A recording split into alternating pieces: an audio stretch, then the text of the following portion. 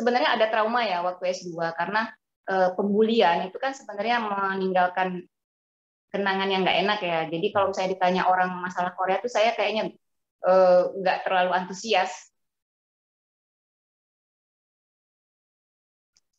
Inisiatif saya sendiri. Alhamdulillahnya waktu itu ada istilah unpaid leave. Jadi kita tuh boleh sekolah. Nanti kalau misalnya kita selesai sekolah bisa balik lagi ke perusahaan. Jadi alhamdulillah. Tapi sekarang kayaknya nggak bisa lagi seperti itu. Jadi kebijakannya saat itu cukup membantu Mbak Ovi ya Iya. untuk kuliah lagi. Oke. Terus Mbak, untuk S3-nya kan di EUH Women's University lagi di tempat yang sama. Kenapa Mbak betah di situ? Minimal kalau misalkan di Korea nih, nyobalah Nah, ke kampus lain gitu. Ada apakah dengan EUH?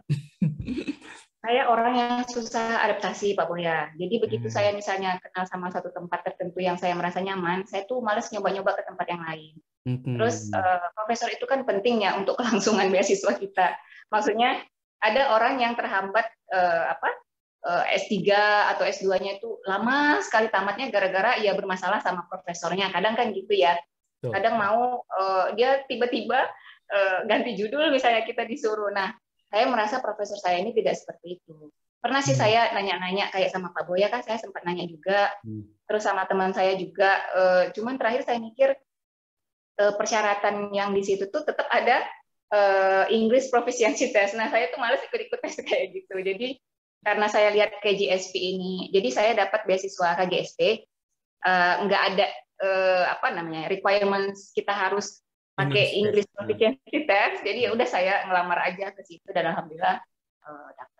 Oke, sebelum lanjut ke kuliah S3-nya, boleh nggak sih Mbak ceritain tentang beasiswa ke GSP itu sendiri apa, siapa pemberi beasiswanya itu, dan kemudian mungkin juga bisa disebutkan persyaratannya saat Mbak Ovi melamar itu gimana? Jadi KGSP itu Korean Government Scholarship Program.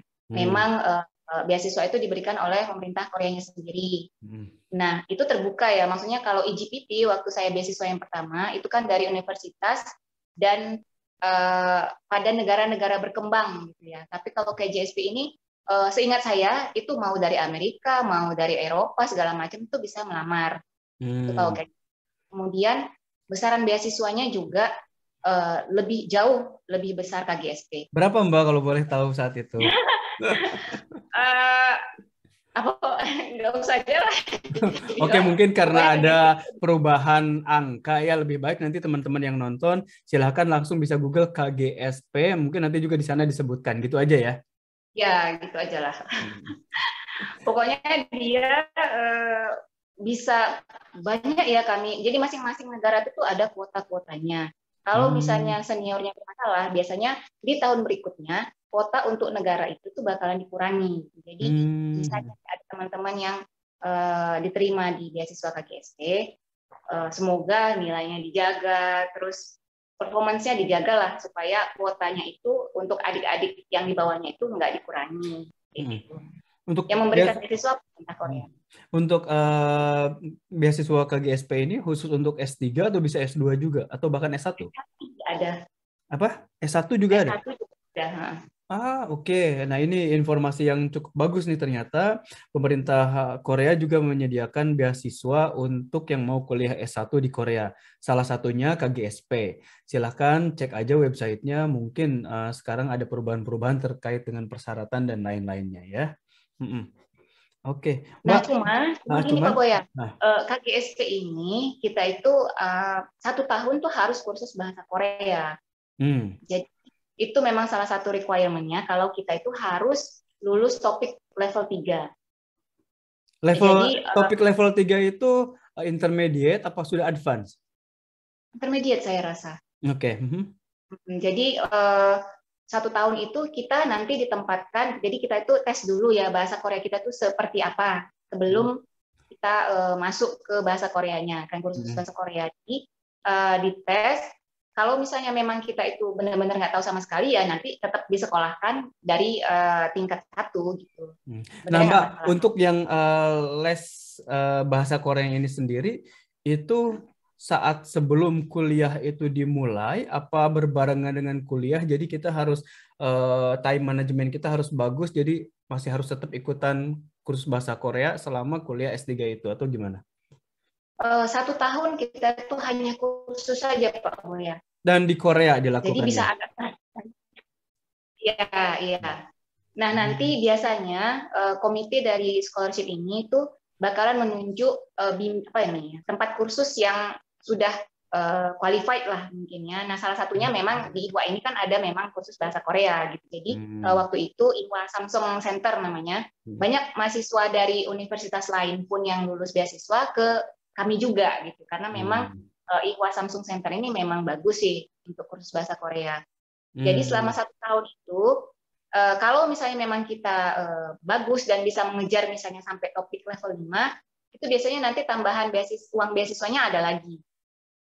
Mbak Ovi sampai topik 5. Enggak, topik, Topik berapa, Mbak? topik level 3 saya. Oh, udah berhenti ya? Oke. Iya. Si Mbak Ovi ini memang dulu kayaknya bahasa Koreanya cukup ini nih. Soalnya kalau kayaknya dulu kalau misalkan untuk nawar-nawar barang, Mbak Ovi. Soalnya kalau di pasar-pasar Korea masih bisa tuh tawar-menawar, kalau di Jerman sendiri nggak ada gitu. Nah, kemudian setelah selesai kursus bahasa Korea ini, tapi selama kursus itu sendiri tetap mendapatkan beasiswa dengan jumlah yang sama saat setelah beres kursus ya. Tetap sama. Yang di Jadi cover selama yang di cover dari KGSP ini apa aja sih, Mbak?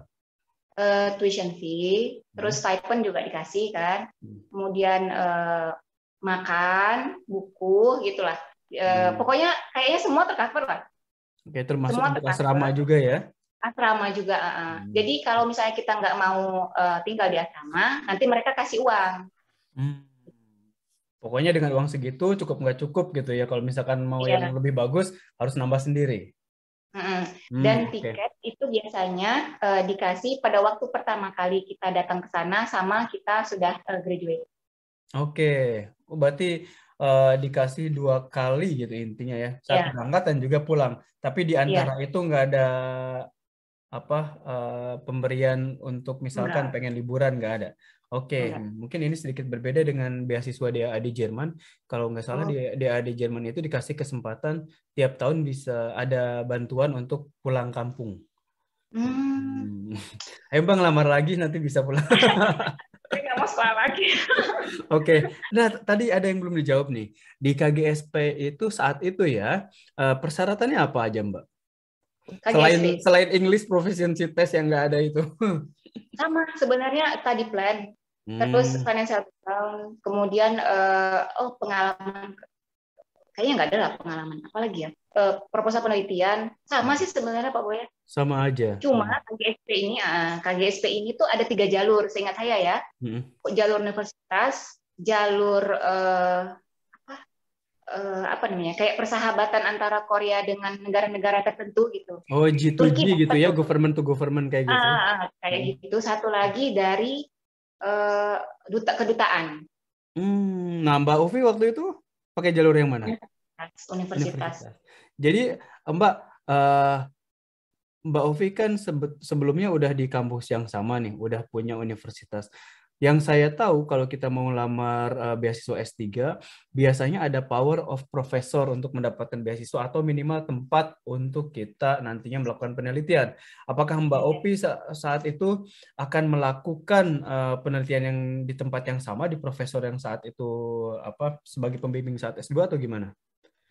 Iya, jadi waktu saya bilang sama profesor saya, awalnya profesor saya kasih tahu kalau ada pembukaan EGPP scholarship yang Hmm. beasiswa saya yang waktu S2. Nah, Hmm. terus saya cari-cari tahu lagi ke komite EGPP-nya, mereka justru menawarkan KGSP ini. Nah, jadi Hmm. udah diarahkan ke KGSP, terus karena saya lihat ada 3 jalur, jadi saya bilang ke profesor saya, minta surat Hmm. rekomendasi istilahnya. Hmm. Nah, dari jalur universitas sebenarnya lebih gampang untuk lulus KGSP.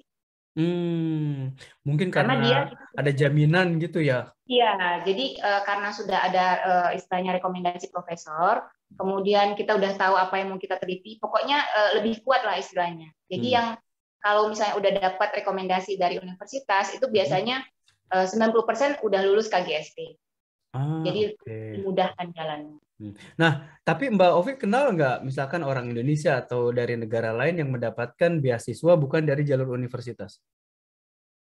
Oh banyak, banyak. Jadi Hmm. mahasiswa Koika kan ada tuh yang BTS ya, Badan Pusat Statistik tuh saya juga punya kenalan. Hmm. Terus mahasiswa apa lagi ya? GPP tadi, Hmm. macam-macam sih Pak Boya. Kalau saya waktu S3 itu udah banyak mahasiswa asing. Hmm. Jadi Oke.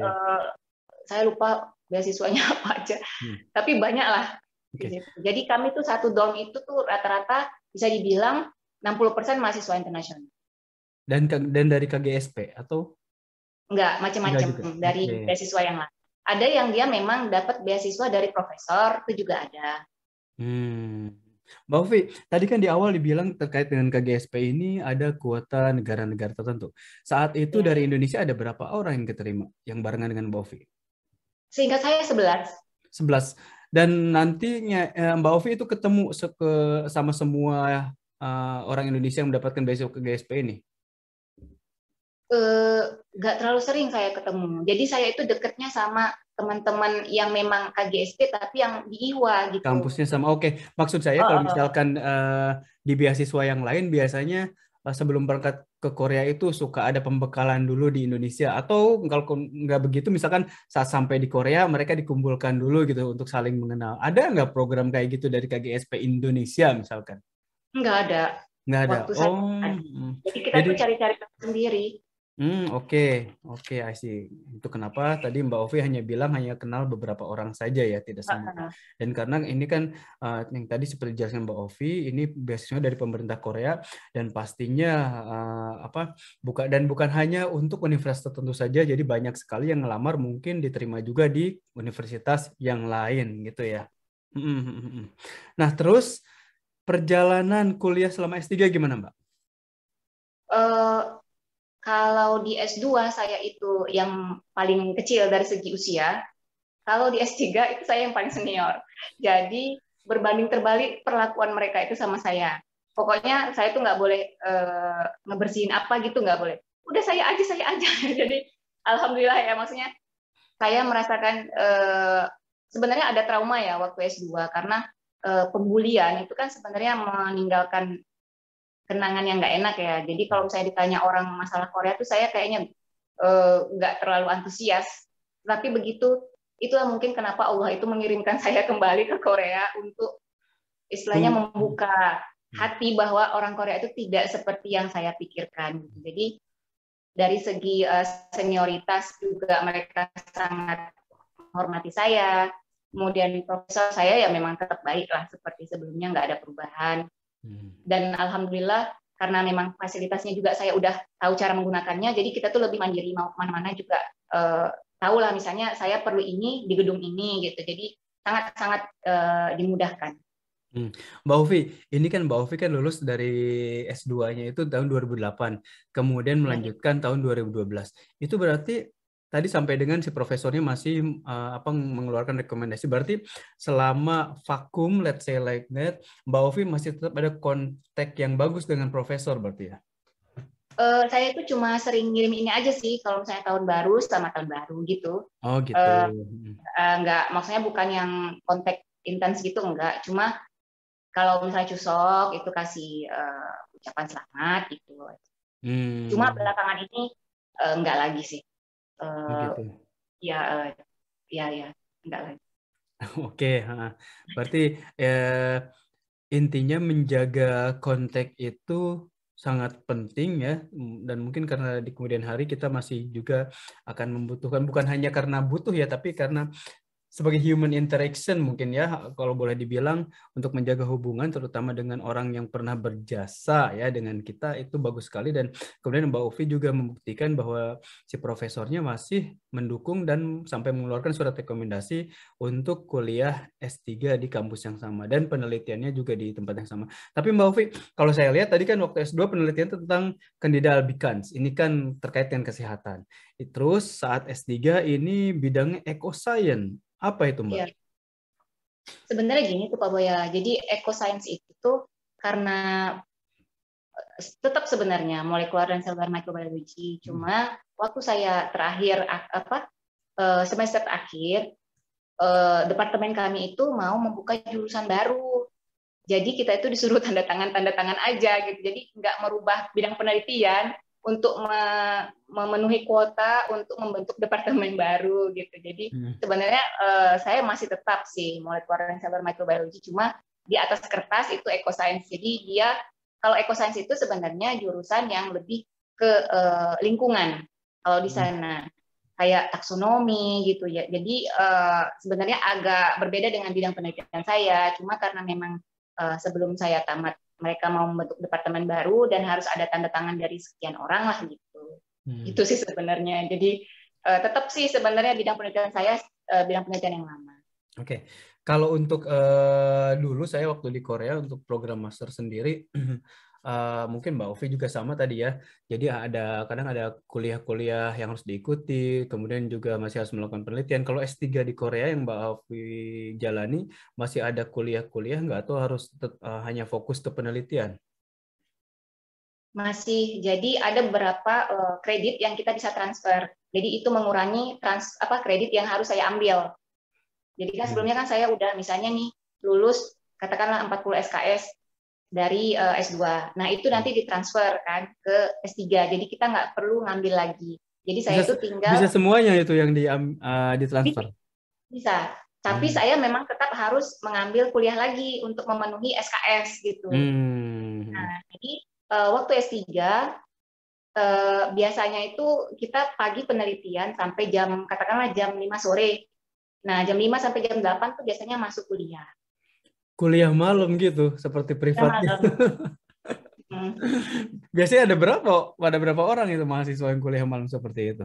Tergantung jurusannya banyak juga. Sih. Kalau istilahnya MKDU yang mata kuliah wajib itu hampir penuh. Jadi kayak kita tuh ruangannya juga besar kayak aula gitu. Jadi bukan cuma misalnya saya aja yang ngambil, tapi mahasiswa dari jurusan lain kayak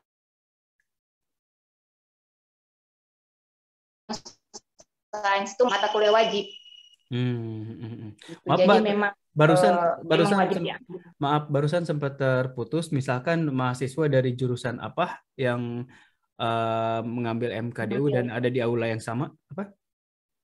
Nanoscience ada, kemudian biochemistry ada juga. Jadi banyak sih jurusan-jurusan lain yang istilahnya di situ gitu karena memang mata kuliah wajib.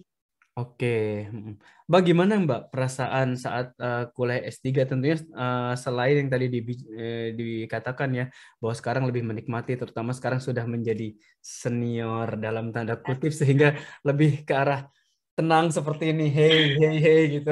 Selain itu ada nggak hal lainnya? Saya punya lebih banyak waktu untuk istilahnya menikmati kuliah kita waktu di Korea.